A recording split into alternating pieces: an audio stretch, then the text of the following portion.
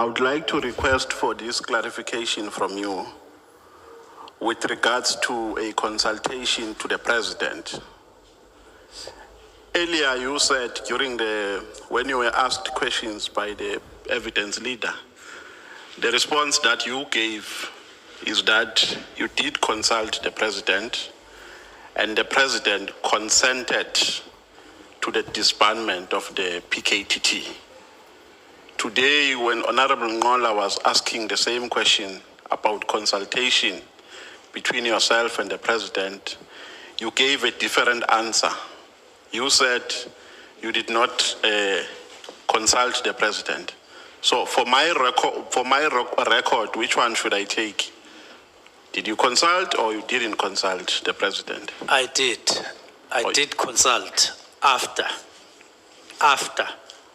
writing. After means after the letter the 31st. Of the 31st, yes. After the 31st of December. Yes. Okay, so you were not consulting, you were informing him because the decision had already been taken. Well, that could be your interpretation or somebody's or anybody's interpretation, but factually, it was after the 31st. Okay. If I can summarize the presentation that you have given here before the committee, you said that the reason why you disbanded the team is because A, you have a constitutional right to do so. 2, and you gave different interpretations of the clauses in the Constitution. B, you had budgetary concerns. C, there are complaints that you received from the members of the public.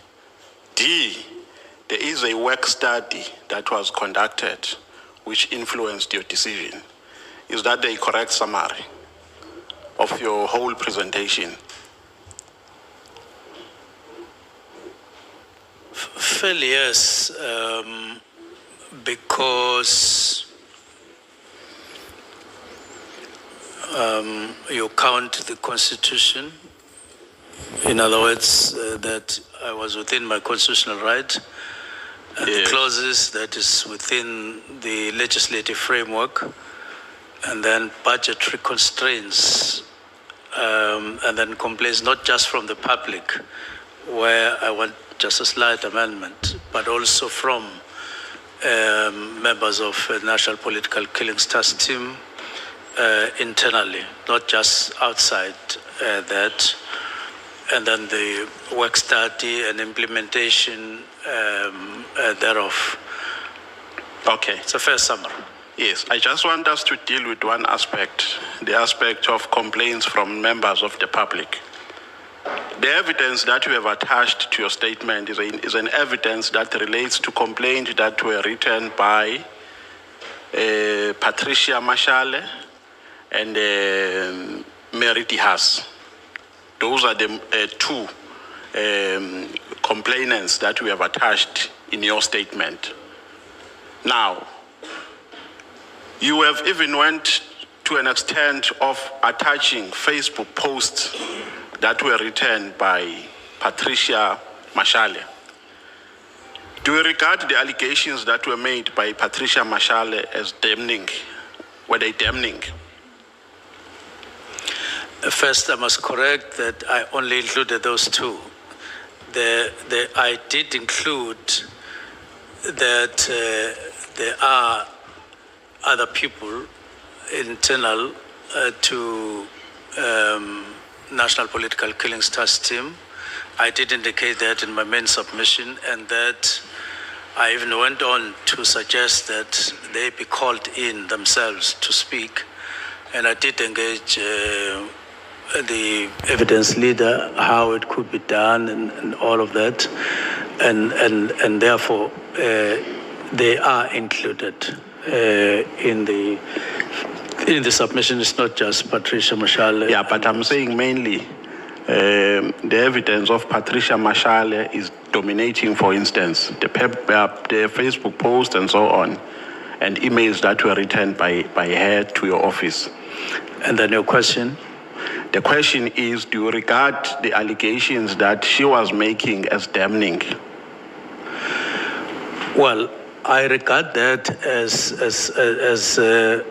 something that can't be ignored. That's why I brought it. Not necessarily damning, especially because I did indicate that at some point I got worried about the frequency with which she was sending things about subs, and I went to the IGI to say, can you profile this lady to me, because I am looking at the frequency.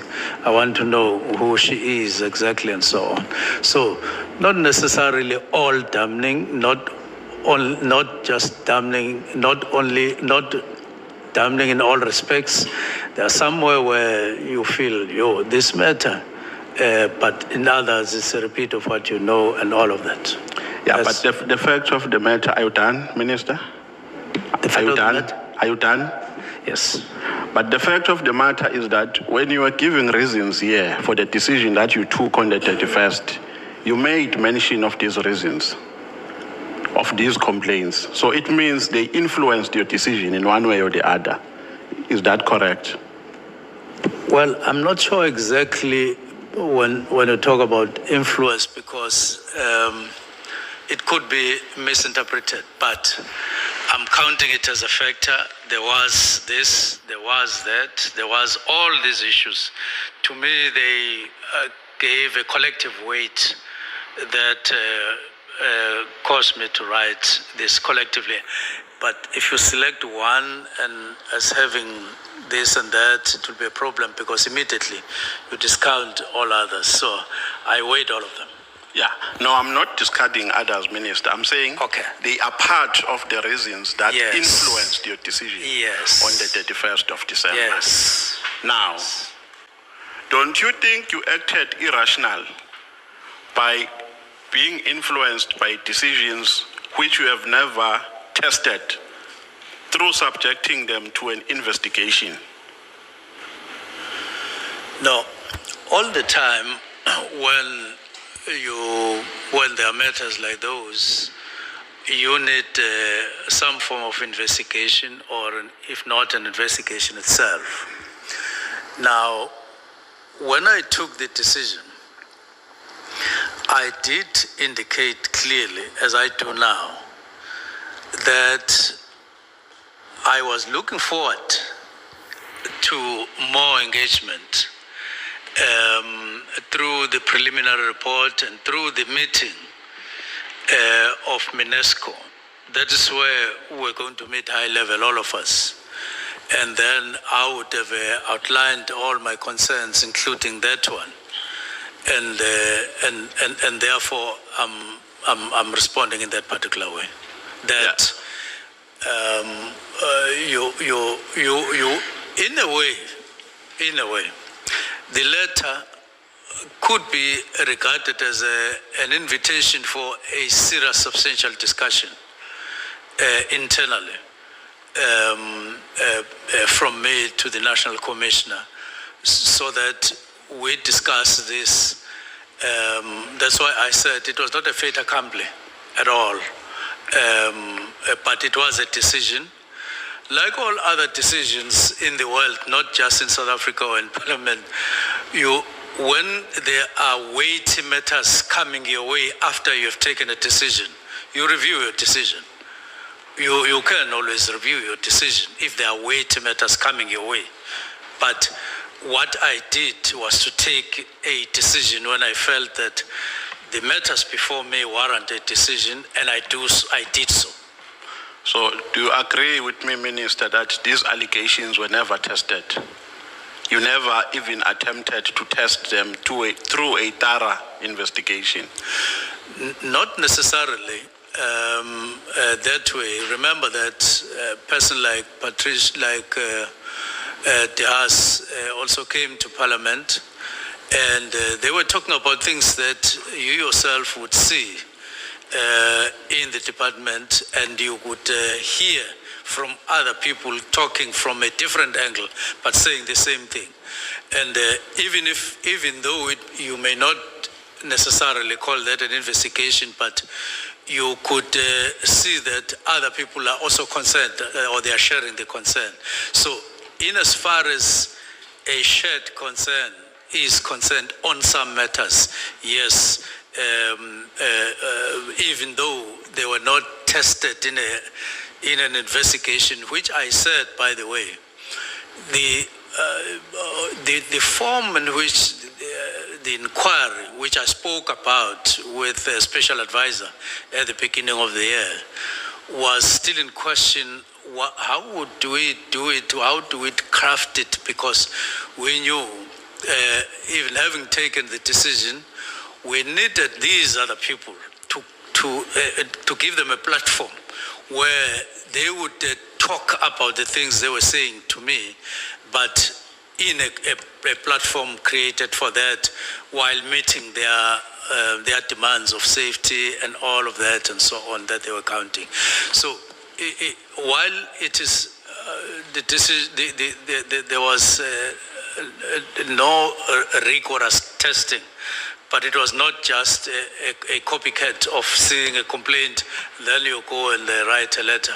It was, and for instance, there are also matters, the structure and all of that had gone a long way and had evidence that they were processed and so on. So that is how it is. Yeah, let me tell you the logic from which I'm coming, Minister. When I say you never tested them, I mean that you just acted upon a belief that they are true. Because you were supposed to say, let me appoint a forensic investigator, like you did. You gave an instruction for a tender of 360 million, that it must be audited, the contract. With regards to this one, which was putting the name of the organization into disrepute, you just acted based on allegations which were written on Facebook. Because partly, I'm saying partly, because you even attached them to your statement to say these are one of the reasons that led to the disbandment. So it means they influenced your decision. Because if they did not influence your decision, then there is no need for them to be part of your submission here in Parliament. So they did influence your decision. I'm not saying they represent holistically the decisions that influenced you, but they are part of the reasons that influenced you. And if you agree with me on that, then it means you acted with negligence because you failed to test them. Not necessarily. I've already said what they were saying in those emails and correspondence. There were other concerns raised by other people for cross-checking, and I found that, yes, I may not have ordered an inquiry, but what this one is saying sounds the same, or it looks the same, or is similar to what the other person is saying, and therefore it is a factor. And I went on. And there was plenty of time for me ahead, after the decision, to do the actual testing. Hence, I discussed a possible inquiry with a special advisor. Now, was that approach not improper to disband and later test? Because we are saying here there was plenty of time for you to test them after the decision. Meaning after their irreparable harm was effected by you. Because you took a decision to disband on the basis of these allegations. And you are saying, let me implement a decision on the basis of these allegations and test them later. Is that logical, Minister? No, but remember, I've always said there was a category of people who asked for meetings with me, called me, and so on, outside of Patricia, outside of the House, who raised grave things. And I even categorize those things as of an HR nature within the National Political Task Team, but also of a nature that I felt would be regarded as of disrepute to police general, if not defeating the ends of justice. Now, once I looked at them like that, I wanted this matter to be brought into all of our attention, but then there was an issue of risk requiring further probe in terms of how would you have this but still guarantee their safety, whether they're at work and so on. So it was not just a question of reading an email, balancing it with any other, and then writing. There were other matters that I have already indicated. Okay, Minister, let's go to page 9, paragraph 18, where you say, my orientation was extensive and ended only this year. So you are saying that in a context, your extension, it's on paragraph 18, page 9.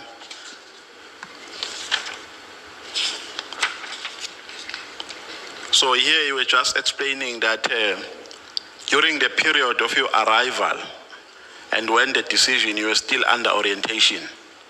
And your orientation was extensive, it only ended this year.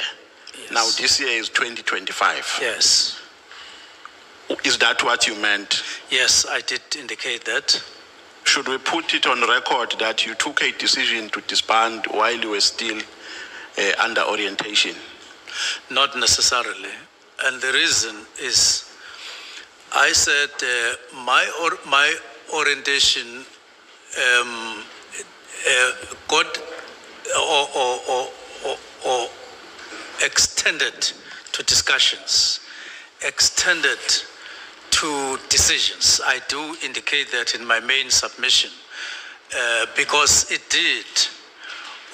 What I mean is, even on the third round of discussions on the same issue, scaled down to smaller units or areas at work, where you would have started, for instance, discussing support services, which is a big branch. You would, in your second round, take one of the issues that fall within, like the structure, for instance, the organizational structure. You separate it, you discuss it until you take a resolution, which we did. We took a resolution during that period. So by the time we reviewed the structure, it wouldn't have been called orientation in the normal sense of the word, because we had understood that the structure of this organization is like this. Now, we took another round to match it with the imperatives of the 7th administration. And to say, if you are structured like this, would you be able to meet the imperatives? And that is what we did.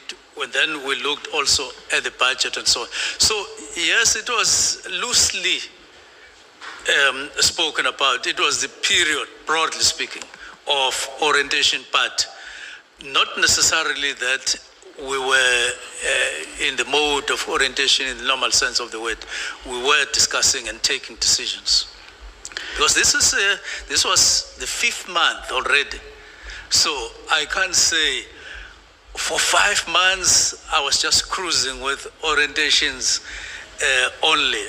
I was at work already, having understood some of the aspects.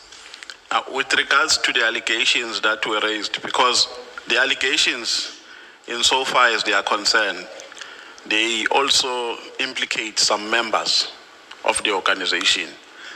The Facebook post, for instance, of Ms. Mashale, they even speak about an illegal abuse of monies in the secrets account. And they even mention names that they allege to be involved.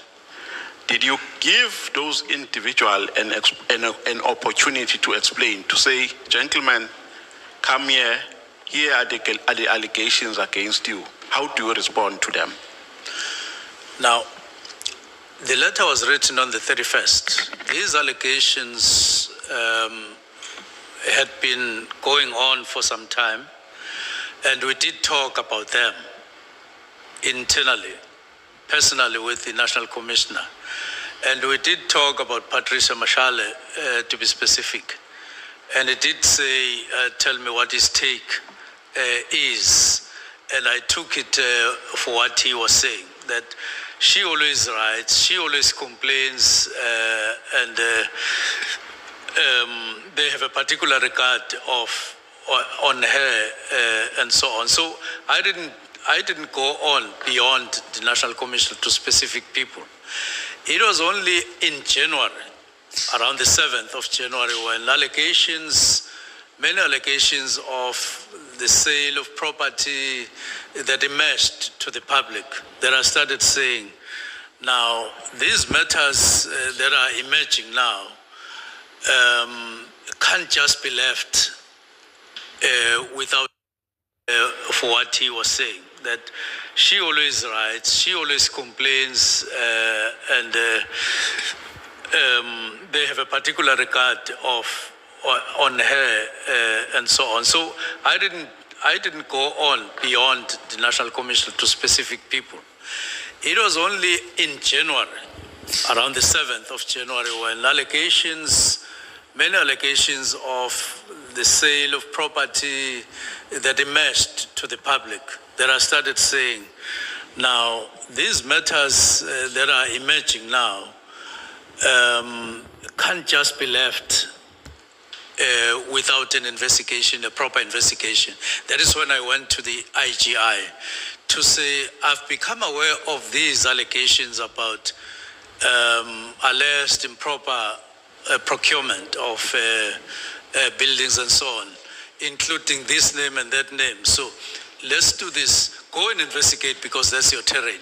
And that's exactly what I did. Yeah, but the fact of the matter, Minister, and considering the explanation that you have given here, you took a decision without affording them an opportunity, either through appointing a forensic investigator or an internal investigation or conducting your own assessment. But it never happened. The decision was not necessarily against those people that you see on Patricia Mashale's allegations, not at all. Until even when I took the decision that would affect some of them, I went to the IGI to say, investigate this and run with it. That's how it actually happened. So it's not like the decision of 31 December affected the people that you are talking about and that are spoken about in Patricia Mashale's letter or allegations, so to speak. Now, when you are responding to Honorable Ngola, I think he was asking you about the constitutionality of your decision. Yes. And you said you acted within Section 207, subsection 2. Yes. Which gives you an authority to give a directive. Among others, yes. Amongst others, yes. Now, there's a difference between making a decision and giving a directive. Do you agree on that? There is I would say, it's part and parcel. You can take a decision to issue a directive. In that way, they are connected. They're not necessarily independent of each other. In this instance, I took a decision to issue a particular directive or particular directives, 3 of them. Yes, and having an authority to give a directive is not open-ended. It must be done within the constitutional order. Definitely, it must be done with due regard to other sections of the Constitution, like policing policy, like the needs of a province, like all of those other injunctions of the Constitution. Yes. So it doesn't mean that by virtue of having that right, you can do it anyhow. There is a process that you must adhere to in terms of the Constitution.